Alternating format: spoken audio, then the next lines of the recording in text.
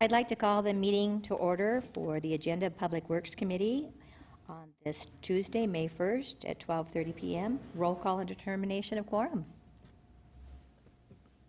Solomon. Here. Modrick. Here. Roberts. Here. Nordstrom. Here. Armstrong. We have a quorum. Thank you. Has everyone looked over the agenda, and do you see any changes, or would you like to make a motion to adopt? Second. Motion by Councilman Solomon and second by Nordstrom. All those in favor say aye. Aye. Opposed? Motion carried. Next up, we have general public comment, a time for members of the public to discuss or express concerns to the committee on any issue not limited to items on the agenda. Action will not be taken on the meeting on any issues not on the agenda except by placement on the agenda by unanimous vote of the aldermen present. Do I have any general comments? We'll close general comments and we move on to consent items 1 through 22. And Chair recognizes Jason Solomon. Thank you, Madam Chair. If I could pull item 19, please. Item 19. Chair recognizes Richie Nordstrom. Thank you, Madam Chair. Item 22. Thank you. Any other items? If not, motion to approve the remaining items. So moved. Second. Thank you. And I'm going to have Richie look over a document that I have. Do you think we need to move that into it? You're okay. All right, great. Very good. We've got a motion and a second. All those in favor say aye. Aye. Opposed? Motion carried. We move now to item 19. And to read in item 19, since I'm Public Works as well, would you mind if I do that? Okay. So BW 050118-18, authorize Mayor and Finance Office to sign an agreement between the City of Rapid City and Utility Service Company, Inc. for sewer force main ice pigging in the amount not to exceed $72,000. And the chair recognizes Jason. Thank you, Madam Chair. First, I move to approve if I get a second. And may I direct a question to our Public Works Director, Dale Tech? Hey, Dale, do you want to share with all of us, for educational purposes, what ice pigging is? I'd be happy to. Pigging is a term of the industry for pressurized piping systems, how you clean the inside of them.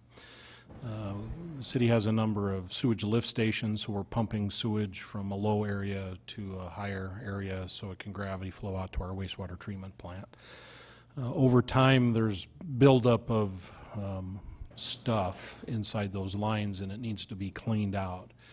And historically, once again, the term of industry is you pig the line. You shove it's typically a foam plug and kind of looks like a pig inside the pipe, and then you force it down the pipe and it scrubs the side of the pipe and cleans all the stuff off of it. This is kind of a new technology that we are using, and we're going to use it on all of our pipes to get them clean. And instead of using a foam plug that can, on rare occasions, get stuck and cause problems, it's an ice slurry that they use. So if there's ever a problem, you just wait and it melts, and then there's no problem. So new technology, we're going to try it. I think it's going to work out well. It should save the city some money in pumping costs because it improves the efficiency of those pipes, which reduces the amount of power required to push the stuff through the lines. So we'll be excited to get this done. It should be finished by, I think, August, and we'll be happy to report the results when we're finished with it. Excellent. For clarification, does this have any chemicals or corrosive agents in it? No, it's purely just ice and water. Okay, thank you. I yield. Thank you, Jason. The chair recognizes Richie. Thank you, Madam Chair. Thanks for the information, the update. I look forward to the new technology that's coming around. And I got a chance to take a look at the video that comes along with this sales pitch, what they were having on it and doing the promotion on it. And it looks like an intriguing process. So about the only thing that you have to kind of think of it as a brine or a salt brine with water, and it forms an ice. And it's really kind of neat technology. It gets around the different devices that we have in our system. So if people get a chance to take a look at the video, I would encourage it. It's really does a good job of explaining how it's used. So thank you, Madam Chair. Sounds great. Good comment. Pigging's used in Alaska, I know, on the oil pipeline, and it's been used Yes. for decades, so I'm glad to see that our city has the opportunity of also to pig out our pipelines. So we have a motion and a second. All those in favor, say aye. Aye. Opposed? Motion carried. We move down now to item 22, and I have, shall I read that in? Please. Thank you. From the Metropolitan Planning Organization, 18T PO 16, acknowledge the Rapid City Area NPO Transit Feasibility Study final report, and the chair recognizes Councilman Nordstrom. Thank you, Madam Chair. If I may make a motion to acknowledge this report. Second. And retain the floor. Please. If it looks like it, Kip, are you the primary on this? Thank you. You've been working on this, I guess, identify yourself for the... Hi, Kip Harrington, Long Range Planning. You've been working on this for some time now, and just kind of give us a little bit of an executive summary on how this is going forward. Absolutely. I have a presentation if you'd like to see it, or I can just Please. give you verbal. Okay, thank you. So this is the final report. It was adopted by the MPO in April of 2018. Components of the project, first step was to document the existing conditions and evaluate the transit needs. We wanted to figure out what's going on right now and what the needs are throughout the community. The next step was to take a look at other transit services of similar communities and see how they operate. Then after that, we were able to come up with some options and alternatives, and then do some prioritization, and then come up with some follow-up steps. So the first step was we took a look at existing transit services. In the Rapid City area, there are two public transit systems. The one that everybody's familiar with is Rapid Transit System, the Rapid Ride System, our bus service throughout town. They also operate Dial-A-Ride and the summertime trolley. And then there's Prairie Hills Transit, which provides more of a regional service and will bring people in from as far away as Pierre, and Spearfish operates on a limited schedule. And then we have a number of private transit providers in the area as well, and most of those are social service providers, and they pretty much stick with providing services for their clientele. The only one that's really different in that is Chairlift, which is a newer service in town. It's a demand response system for a fee. Anybody can call up and they will give you a ride in their van, which is wheelchair accessible, and that's been used quite a bit in the community.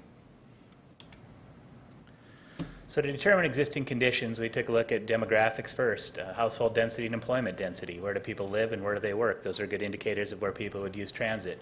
And then we got some information off the Census Bureau on overall travel patterns throughout the area. And that shows that most of the travel is within Rapid City, although we do see a pretty good movement between Rapid City and Box Elder. A lot of that is the Air Force Base. And more of a movement up the I-90 corridor into the developing areas of Somerset and Piedmont. And with that, we look at transit-dependent demographics, people who are probably unable to drive. So that's the elderly, ages 65 plus, households without a vehicle, low-income households, and persons with disabilities. They are traditionally more likely to be using transit than the general populace. So using all those factors, came up with what's called a transit dependency index. And so you can see here that the orangish color, that's the higher areas of transit dependency. And then moving down into yellow, green, and blue is lower transit dependency. As part of the peer reviews, took a look at some different areas, Butte, California, Pocatello, Idaho, Salem, Oregon, and Watertown in South Dakota. They're all very, very different transit services. They all operate very much differently. So it's very interesting to compare them and give us some ideas on what we could utilize from those programs here in Rapid City. So some of the alternatives we came up with, looking at some of the easier ones, are transportation program coordination, which would be kind of a carpool system where there's some commercial software out there. It'd be pretty easy to implement. You plug in your information, say I live here and I go here at this time of day, and maybe somebody in your neighborhood shares those same characteristics, and you can match up that way. Van pool's a little more of a dedicated system where a provider would purchase a van and run that on certain routes at certain times of day. And then there's a voucher program whereby a government entity or an employer could purchase vouchers and allow their customers or employees to utilize transit services at a discounted rate, or even use them on some of the ride-sharing services like Lyft and Uber. And then we get into more traditional transit service.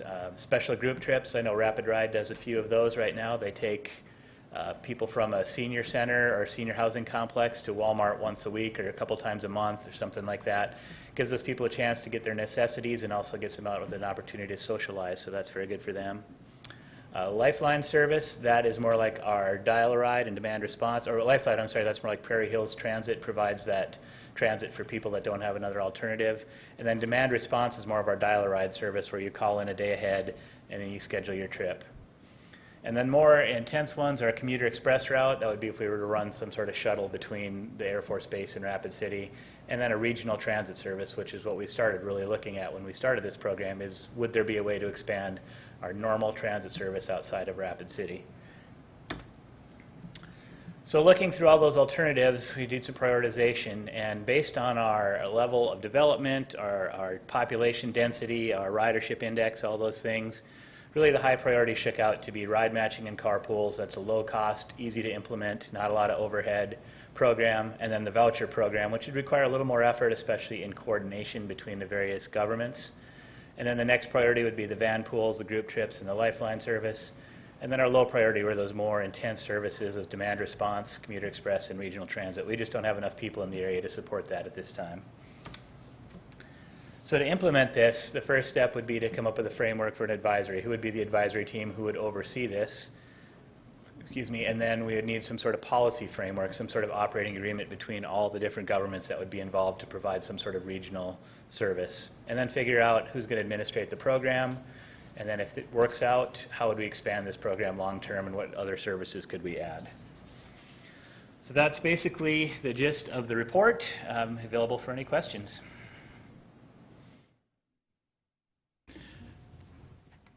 Have I still got the floor? Yes, you do. Thank you. Thank you, Mr. Harrington. I appreciate that report. And if the public is interested in this, it is a very good, simple, easy report to read over. Doesn't take very long to go through it. So the question for you, Kip, is moving forward or going forward, you mentioned the administrative side of this.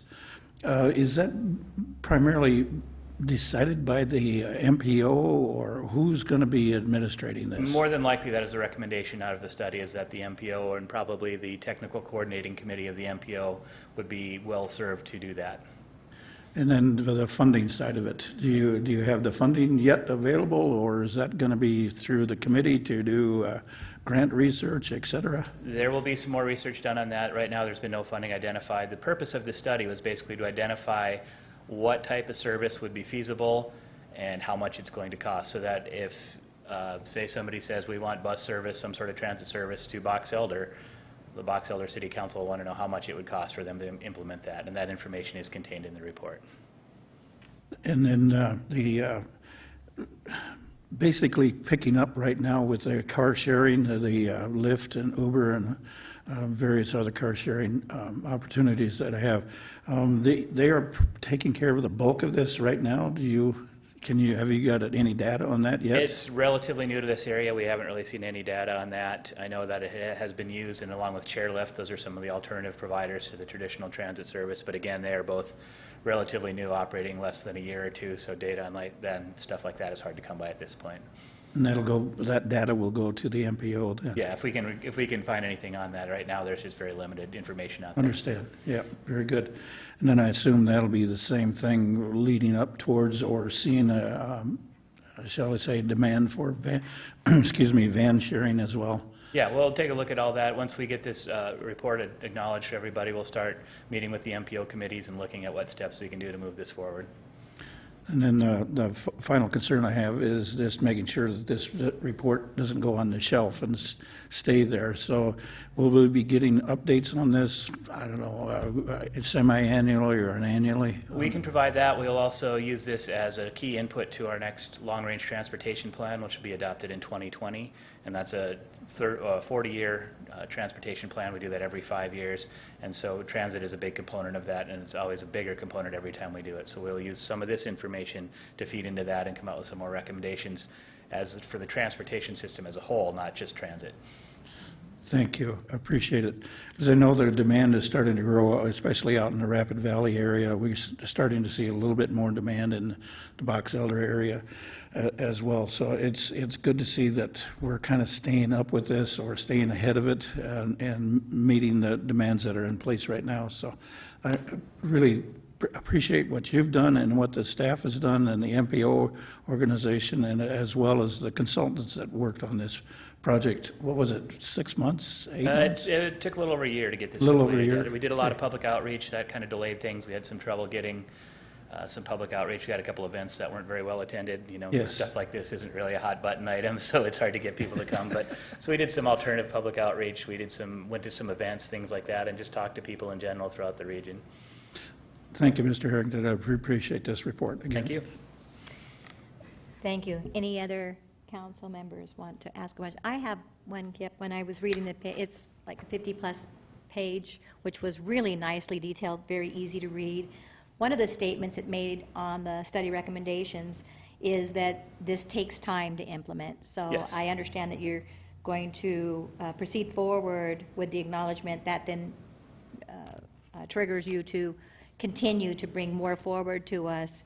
I guess from the feasibility study, do you see a timeline of when you can get much of the catch-up of our transits implemented? Are we talking 5 years, or is it really long-term? It's hard to say at this point. Again, a lot of it's going to come down to funding. And a lot of this didn't deal directly with Rapid City because Rapid City already has a functioning transit system in place. You know, there's some different options for that. There may be some expansion of that in the future. But this was really to look at expanding the transit system outside the Rapid City boundary. So then there's a lot of other players that would have to be involved, the counties, the other cities, the other municipalities.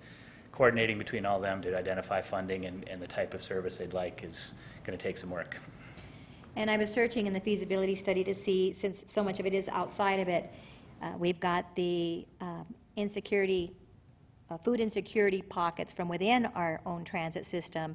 And at some point with the NPO, will this also help address what's going on in our inner city as well as what's going on outside of it? This study did not serve that purpose. This was strictly for a regional study. Anything for inside the city would probably go. Chair, and no question really for Kip, but just more of a statement that, you know, I do think as we look ahead, he mentioned Rapid City has a transportation network, which is great, and we continually look for ways to improve it. But really, the Black Hills as a whole is a community, and so it's to all of our benefit that we work together. And even though we're a big player, obviously, in this, we know that people live and work in Rapid City that live in Box Elder, Hill City, Sturgis, Somerset, you know, Rapid Valley and beyond. And so I think it's good. I think it's good that we look for ways that, because getting to work is a big part of things. So we have discussions up here about affordable housing, and you just mentioned food insecurity. One of the gigantic hurdles is the transportation network. And so motorized transportation network's big, as is our pedestrian one. Like I always tell Jeff Biegler, our bike path is a great transportation network, which is why I want to keep it clear. So I think this is probably going to be something that outlives our terms on council. Maybe some of you are lifers, I don't know. But the fact is, I guess I just want to put it out there that the Black Hills is a community, and it is worthwhile to work together in order to provide a transportation network that meets the needs so people can get to and from work and life and school and everything else. So thanks, Kip, for all your work on this. Thank you. Thank you for the good discussion and appreciation, and do pass that forward. So with that, we have a motion and a second. Without discussion, all those in favor say aye. Aye. Opposed? And the study's been acknowledged. We move out of consent calendar and on to non-consent items 23 through 24. I open public comment now for 23 and 24, and I do have a speaker's request form on item number 23. And Kyler, would you like to come up and introduce yourself and talk to us about item 23? Hello, I'm Kyle Trelor with KTM Design Solutions. We're here to request on behalf of the property owner that the appeal of a request that was submitted for an 11-foot lane on the proposed Promise Road be overturned. I'm going to just show a quick few slides here to kind of get everybody orientated with what we're talking about and where we're at. And, oh, I got A little different than what I'm used to here. All right.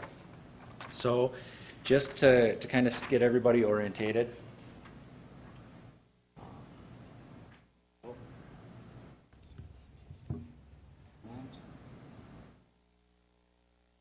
Let's see. I lighten that up a little bit.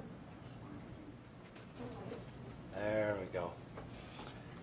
All right. So we're talking about the fast growing intersection of Mount Rushmore Road and Catron Boulevard, and specifically we're talking about the proposed construction of Promise Road that'll connect Catron Boulevard up.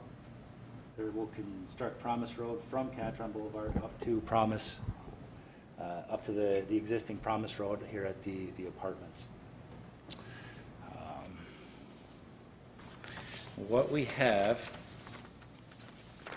this is a plan sheet of what was proposed. Let me get this orientated to the world here. But what we have is Catron Boulevard right through here, and then we have our proposed Promise Road. This is heading to the north, extending up and connecting into where Promise Road is currently constructed to. We have a proposed median that is separating our lanes of traffic highlighted in pink here. The area that we're requesting that we be allowed to have less than 20 foot of road width is for our single northbound lane, and we're talking between only on the single northbound lane. This would be, coming off of Catron and moving up to the north.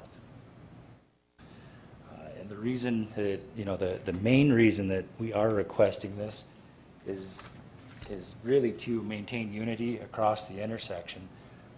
As you look across, we have the recently constructed Les Hollers Way.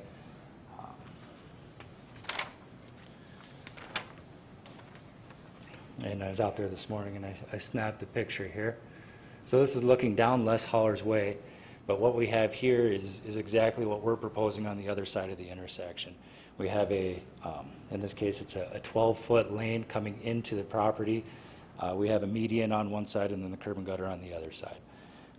Exiting the road, which would be, so this is our inbound lane, and we're proposing, basically the same thing on the other side here.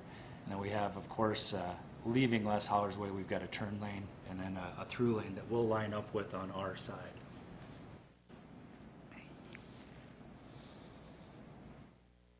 And so we had here just real quickly, and here's the actual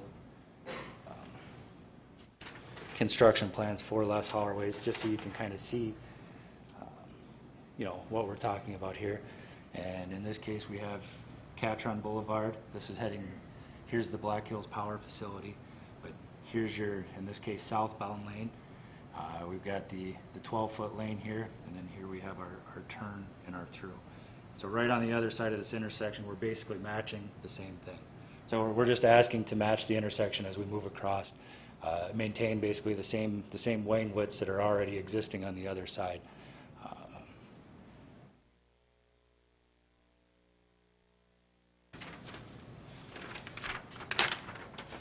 We did have a quick conversation here just right before the meeting with Tim Billings. We do have a fire department just north of our site on Promise Road. There was some concern that we need to make sure that if a vehicle dies in the intersection, or if something happens, to block that one route. Well, in this case, their egress route is meeting the current requirement. We have 24-foot exiting this area, so we're only talking about the northbound lane that actually moves up to the fire department. So the vehicles, as they leave, still have that room as per code to get out of Promise Road. If you have any questions, I'll be more than happy to answer them, but that's the short of it. Thank you. Thank you, Kyle, for that presentation. And from there, does the council want to move on to item number 23 and read it in? Yeah, Thank you. Close. All right, and if there's any other comments, and if not, we'll close our non-consent items, 23 and 24, and move on to our items from Public Works Department, Engineering Services, and Councilman Solomon, would you like to read that in? Okay, I'd like to read it in. The show is mine today. Yes, it is. Thank you. Reading in PW 050118-21. Appeal of denied exception request by North Atlantic Developers LLC to waive the requirement to install a 20-foot wide pavement on both sides of a Center Street island on Promise Road, City File 18EX040. One exception denied by staff out of 6 total exceptions submitted for this project. And Chair recognizes Councilman Solomon. Thank you, Madam Chair. Got a few questions. First, may I start with Public Works Director Dale Tech? Please. Dale, one thing that Kyle just brought up was Les Holler's Way and wanting to match that. Do you have any background on why that was allowed, or was that an exception at the time? I wasn't on council when that was put in. Yeah, actually, I do have some background, not only on Les Holler's Way, but on Healing Way, which is on the other side of Catron Boulevard heading, excuse me, south. Staff missed those requirements. It's stated quite plainly in our criteria manual, but as part of the review process, both the design engineer as well as city staff did not catch that that was a requirement in our criteria. And that's why this one's in front of you today, is to... Okay, so Healing Way as well as Les Holler's Way, that was just kind of an oversight? Exactly. And, well, I assume we're being more vigilant about that now? That's more correct. aware? Okay. May I direct a question to, I don't know if it's Tim Billings, but I also see Chief Seals is here, but we'll start with Tim unless he wants to defer to his chief. Tim, do you have any safety concerns with regards to the 11 feet, 12 feet entrance into this particular area? Or, I mean, I'm just curious about, because I know we have a fire station not too far from there, and I know we need to make sure we have emergency vehicles coming in and out. And so I guess from your standpoint, what's your take on this? Obviously, the wider width is always better than less, but in this particular case, it does match the one across the way. In most cases, 20 foot is a minimum width for fire department access. However, we're most concerned about our egress route for fire apparatus heading to the south from the Promise Road Fire Station onto Catron Boulevard, because that's the highest traffic potential and the greatest opportunity for blockage of that. The 11 or 12 foot width, as Dale mentioned, had been missed in the past.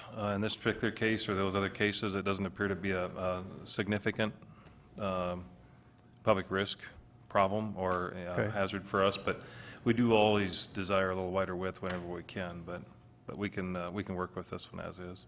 Okay. And maybe a question back to Dale Tech. Dale, if this median is allowed, who maintains the median? The way current city ordinance is written, it is the city's responsibility to maintain that median. It's not the adjoining property owner, so if there are any plantings in it, that'd be a responsibility of our Parks Department to maintain that. Okay. So in light of the previous, I guess, oversights that we've had, you would obviously are denying this request. Is there any concern or any thought given to the fact that Les Holler's Way is built to one specification and the exact opposite on the other side would be different? I guess kind of talk us into the thought process behind this based on what Tim has just shared and what we've heard from Kyle.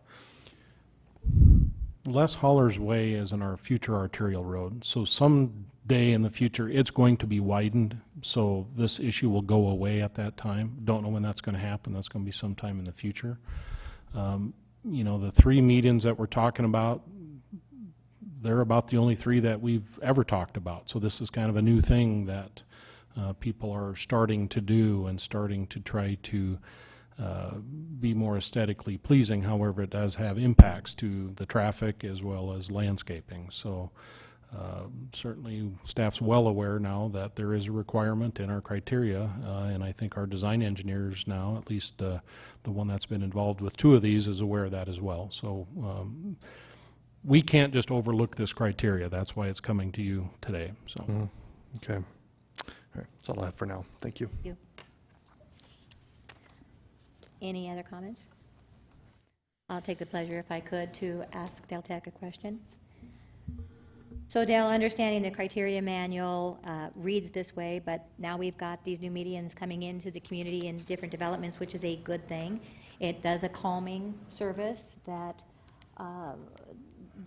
just a line on a street doesn't do, so there's some real advantages to this as well. I know the statement is that there's an emergency vehicle potential here of having trouble getting into the one side because the other side meets our criteria.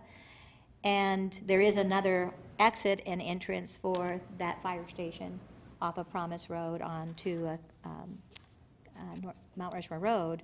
So if that is, if that's the concern that you have, is that the only concern that you have in this, the criteria manual, and then the emergency event if, in fact, there's another out? No, there's also another concern. With an 11-foot lane, if a vehicle breaks down right there, they're going to be plugging that lane up. There's no way to get around them. So, yes, the emergency vehicle, that's probably the primary concern.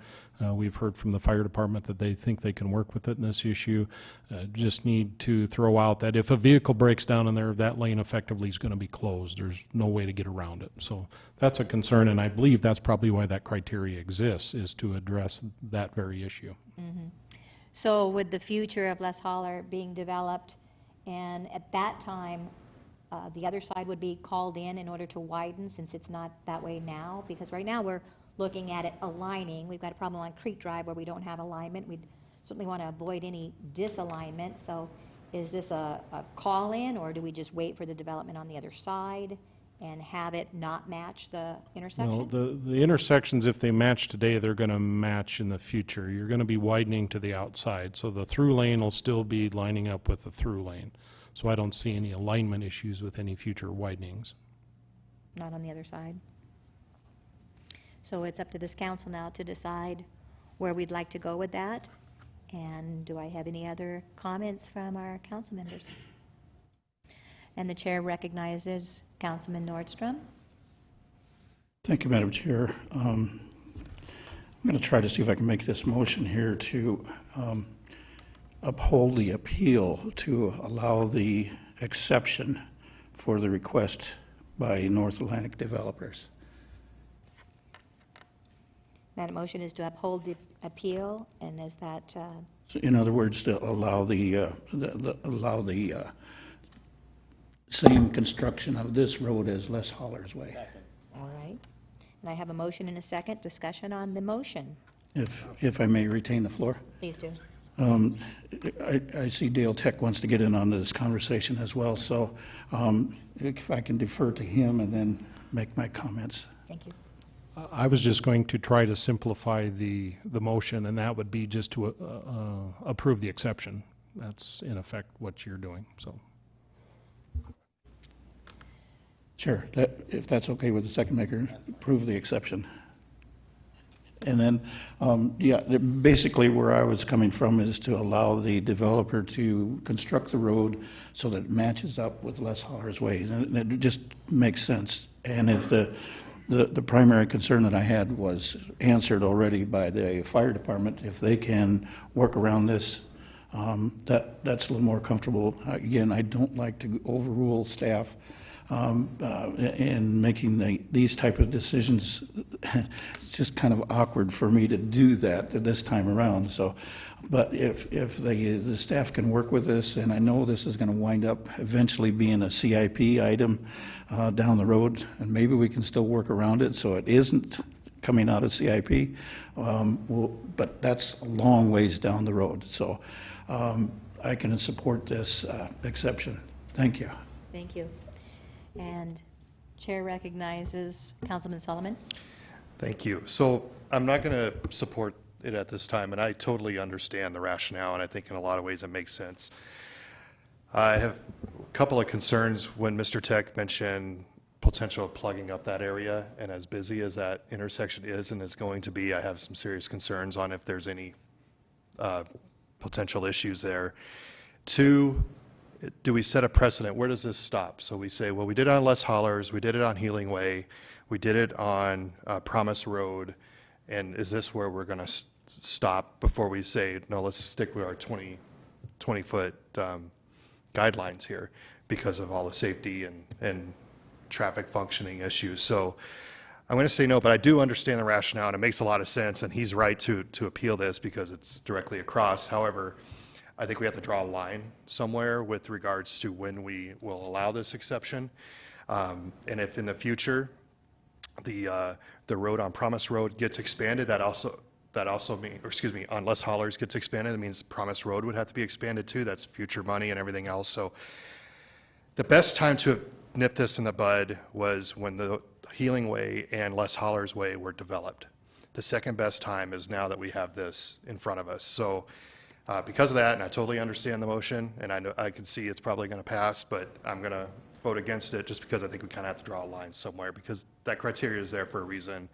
And so I will just sharing that with my council members. I get it, it's logical, but I think we have to draw a line somewhere, so I yield. Thank you. Chair recognizes Councilman Nordstrom. Thank you, Madam Chair, and thank you, Mr. President of the Council, Mr. Solomon, for those comments. I appreciate your understanding how this process works and what we're looking for in the future.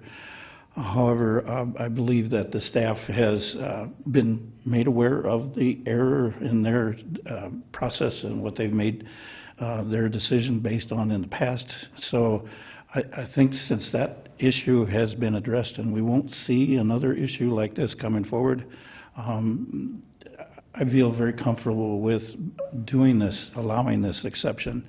Your points are worthwhile and well made. However, since the developer came forward with this appeal, I can support the exception, and it just really makes sense. But in the future, I agree with you.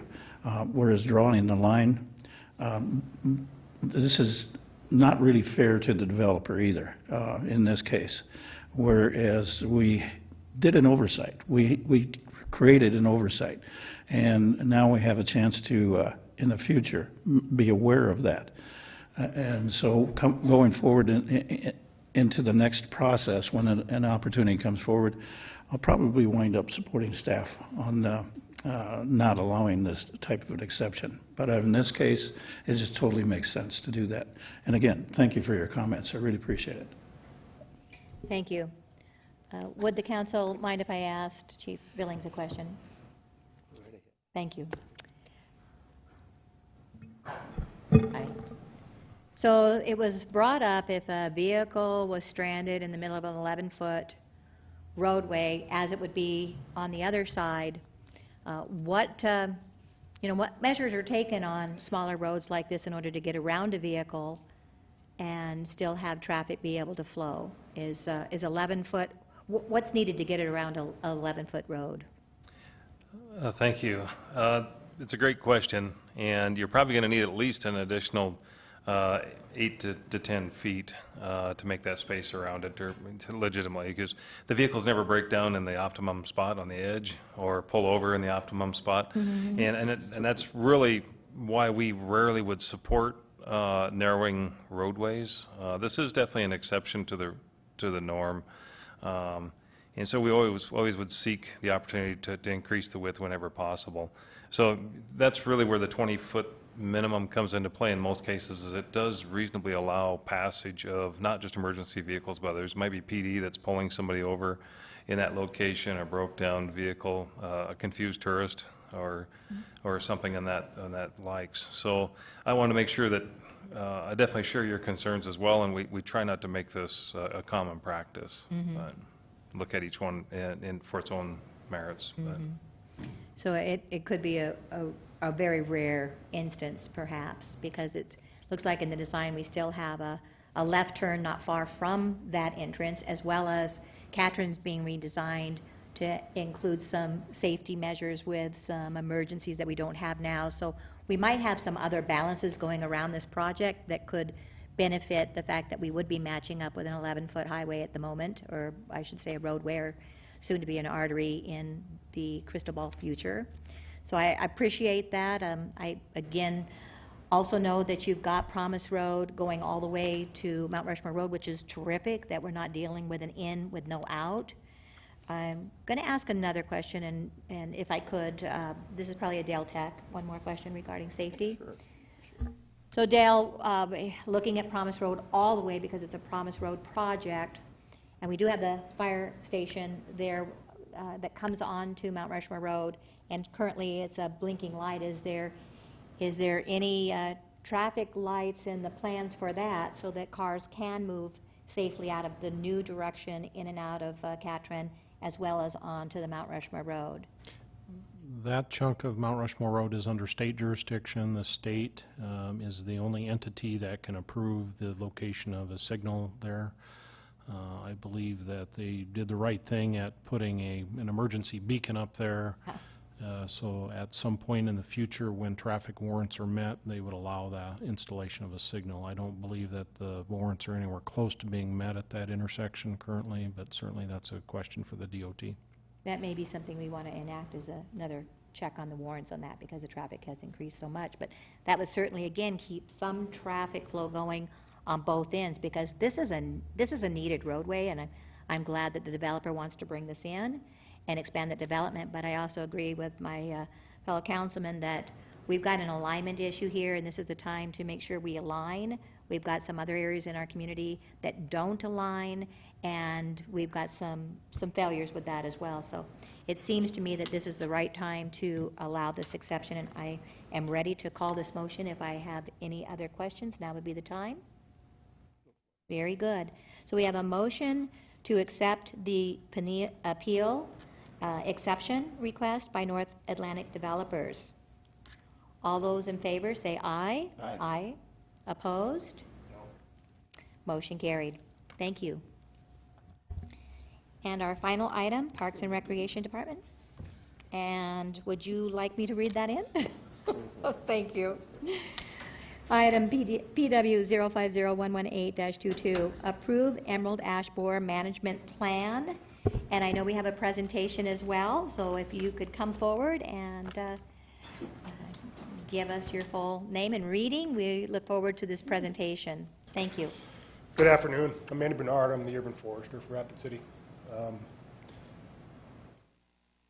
The Parks Department and the Forest Department kind of put together an Emerald Ash Borer plan to deal with an issue that is not here, but may potentially be at some point in the not too distant future.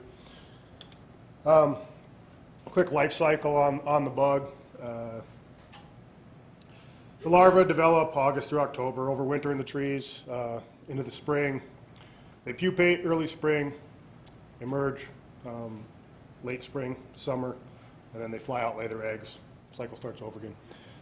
Similar to like mountain pine beetle, but different time of year. A quick two maps out there. The one on the right is the current infestation of emerald ash borer in the country. That map is of March 1st, 2018. And then the map on your left is the potential impacts.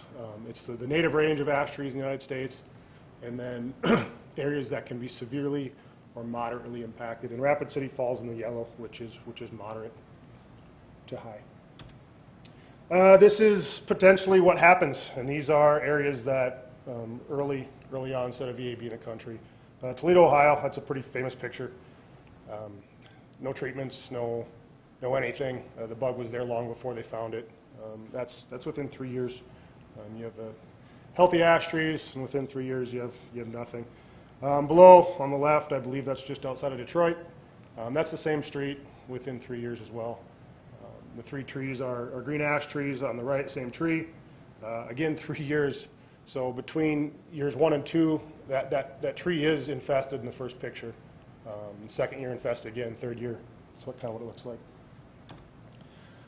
To bring this into perspective for Rapid City, roughly 4,000 park and city-owned trees, 10,000 street trees, which would be right-of-way trees, and then an estimated 16,000 trees on private property. These are estimates that I've come up with through some small-scale inventory. We're planning on starting a larger inventory this spring, but 20% of our trees, that's 1 out of 5. You have the plan in front of you, so I didn't really put any of that up on the presentation. I just wanted to show you the threat that we are under, potentially, and the amount of trees we would be losing. So at that time, any questions, I'd love to answer. Thank you, Mr. Bernard. And I do have Councilmember Solomon would like to ask a question. Hey, thank you, Andy. Yep.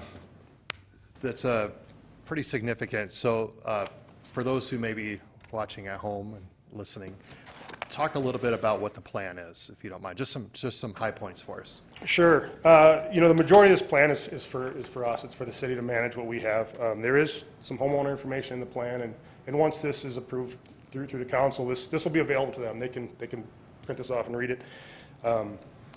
At this time, nothing.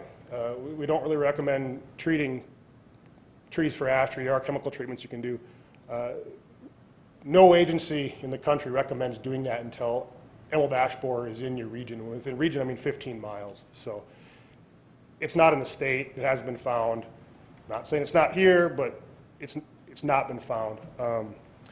What you can do is stop planting ash trees. Don't buy them from the nursery. If you don't buy them, they're not going to carry them. So don't buy any ash trees. And if you have planted an ash tree in the last couple of years, think about taking it out and putting another one in, because you haven't achieved the full benefits of that tree yet. So it's easier to remove that tree now than let it get big, and then it's more expensive to take down. And then if you have an older declining tree that's kind of rough shape and you're having trouble maintaining it, maybe it's worth cutting down. Okay. So as far as the parks and city trees, our treatment plan is to do what? Currently, we're going to remove small trees. So any tree, small diameter that can just be run through the chipper. And then a large tree that is taking a lot of work just to maintain. Those trees will kind of be on the list of removals. We plan on doing 100 trees a year until our stocking levels are below 5%.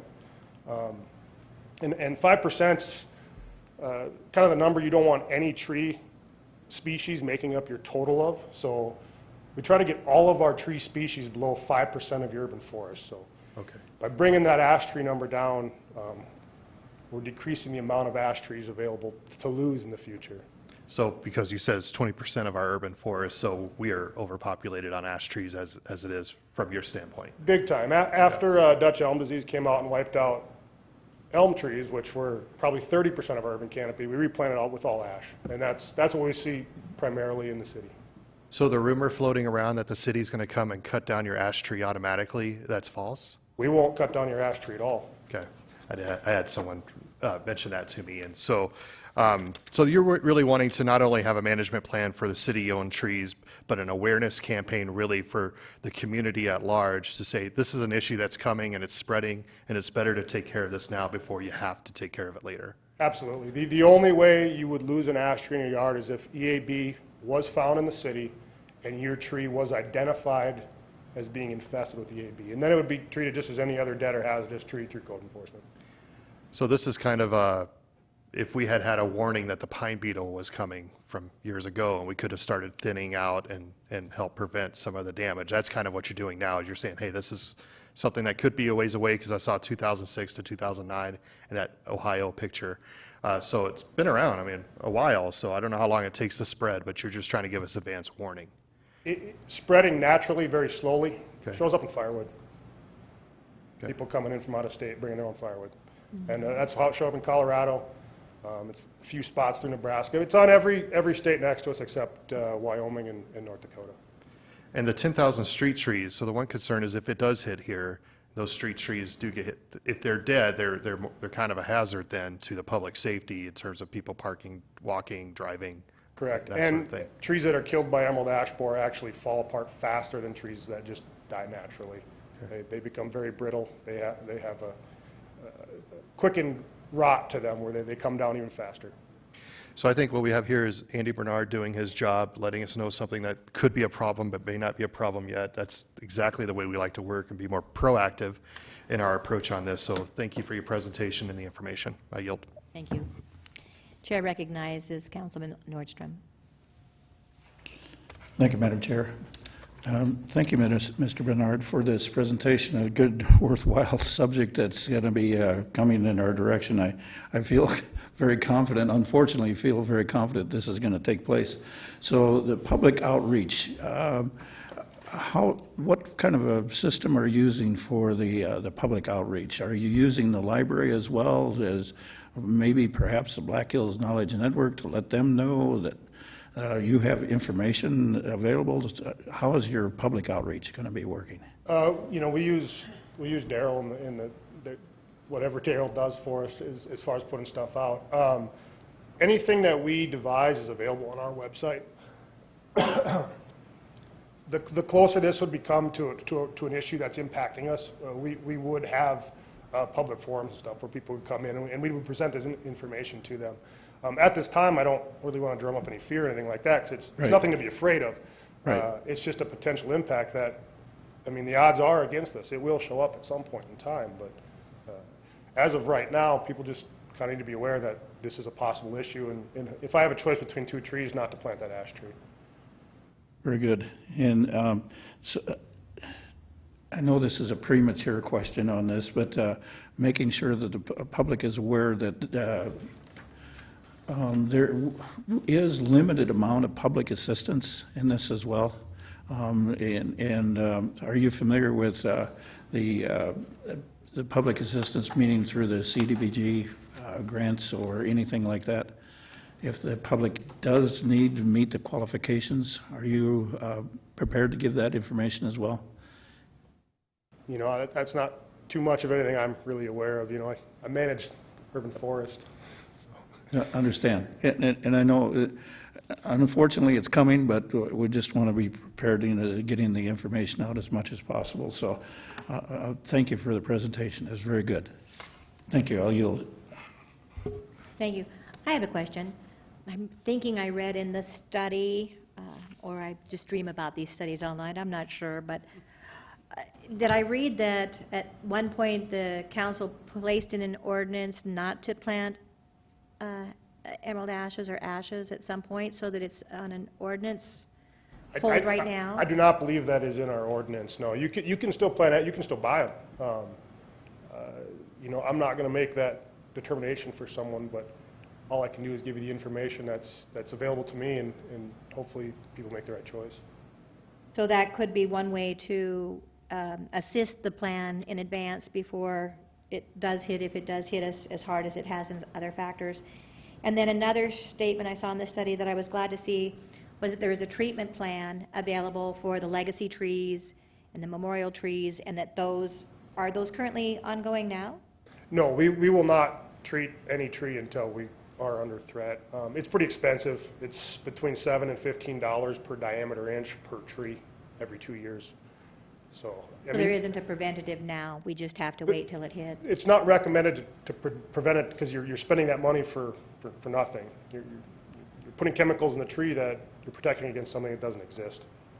And if the threat does come, and I hope it doesn't, I know sometimes very cold winters can kill off some of these guys floating around, but if it does hit then, and we end up with the masses like we did with the elms, then how do we get rid of them if it ends up in the logs and they're cut down? What's then the city's responsibility to make sure that we take care of the logs that are cut? I met with the landfill prior to this. Me and Scott Anderson did.